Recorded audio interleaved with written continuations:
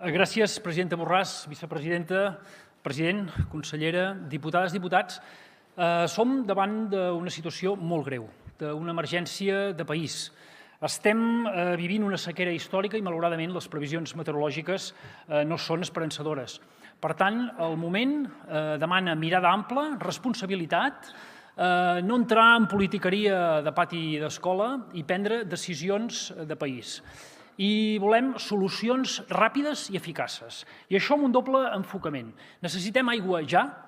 Pot ser que aquest estiu quedin sense aigua de boca 300 municipis, i això no pot ser. I mesures estructurals també, perquè degut a l'escalfament global seguirem patint episodis de sequera i cada cop, de fet, més intensos. Ara és l'hora de governar. La ciutadania, els ajuntaments i els sectors econòmics, especialment la pagesia, necessiten que no els fallem, que els ajudem. I nosaltres, Junts per Catalunya, hem parlat i estem parlant amb absolutament tothom. I és amb aquest esperit que hem entrat la proposició de llei de mesures urgents contra la sequera i els demanem que votin favorablement el seu tràmit per lectura única.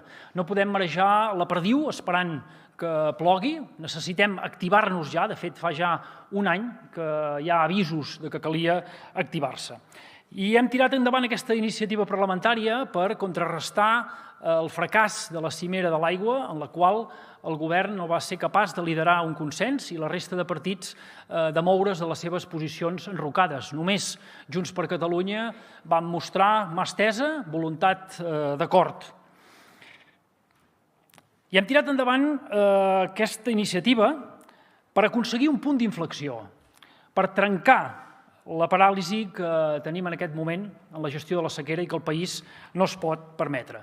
És una proposició de llei executiva, no pas declarativa, que busca trencar l'esperit sancionador i centrifugador cap als ajuntaments del decret llei que unilateralment va aprovar el govern i que, tot i que s'hi havia compromès i que nosaltres per això vam permetre que prosperés, no ha estat substituït per un de nou.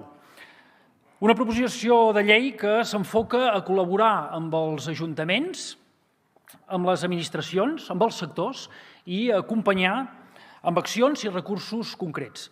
Mirin, el 2010 l'ACA tenia un deute de 1.500 milions d'euros i gràcies a la gestió de Junts per Catalunya avui té un superàvit de 500 milions d'euros. I ja no podem tardar més a invertir-los, però no només. Cal que el govern solidàriament, i tal com es va fer en la Covid, aporti recursos extraordinaris. I per cert, en aquests moments és quan més es troben a faltar els 21.000 milions d'euros a l'any d'espoli fiscal. I també, tal com es va fer en la Covid, cal habilitar la contractació d'emergència per a les obres i per a les actuacions. Tot això és el que inclou la nostra proposició de llei, però contempla també altres aspectes.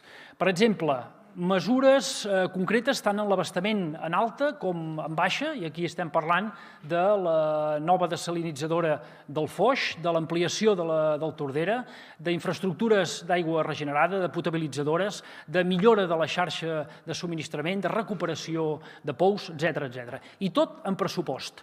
50 milions d'euros, per exemple, per als ajuntaments.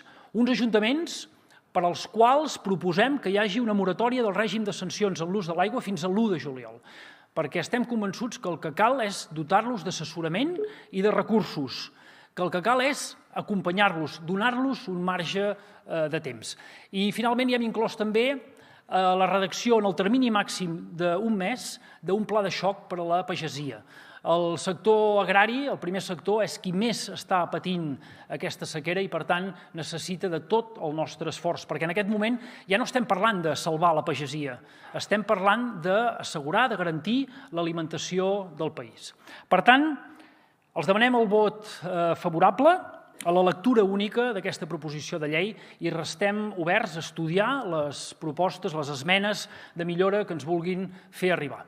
Diputades i diputats, és el moment de governar amb majúscules.